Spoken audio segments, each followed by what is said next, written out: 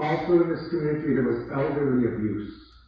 The elders were afraid to come out of their houses at nighttime because of the drugs and the meth and those things that were going on in the nighttime. They were afraid to come out. One youth graduated from high school in this community. There were 5 bootleggers. Everybody knew who they were. You didn't have to have somebody come in and go undercover. Everybody knew who the bootleggers were. They were right there, you know. But they were tolerated to live there. So in my mind, that's how you would describe a community that is in a downward spiral. Very complicated, had been that way for a long time and continually getting worse. So we worked in this community for 1 year. And at the end of the year, I knew it wasn't changing. We had a grant, and the evaluations were just, they were awful. But I knew that I was just playing a game.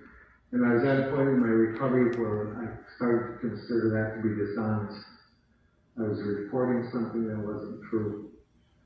And so I decided to quit.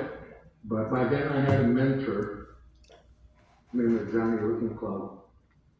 And he was the one I went to, my elder.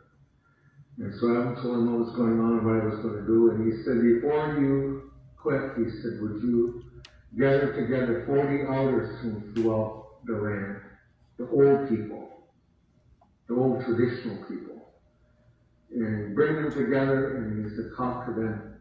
He said, I think that they can help you. And so we did that in a very rustic gathering place in the mountains of Colorado. We located these 40 elders and we brought them there. And they changed our lives.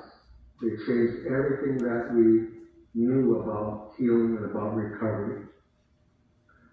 So I described this community to them, and my feeling was you could not turn a community with those types of problems for that many years. You could not turn it around. That's what I thought. And they said, no.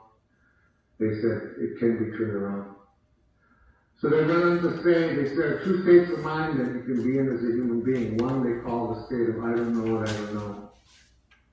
Now, if you think about that just a little while, like if you don't know what you don't know, then you're doing what you do know. You could be doing things and it will never work because it's the wrong thing, but you think it's right. So they said, we're going to give you some information that will help you move from I don't know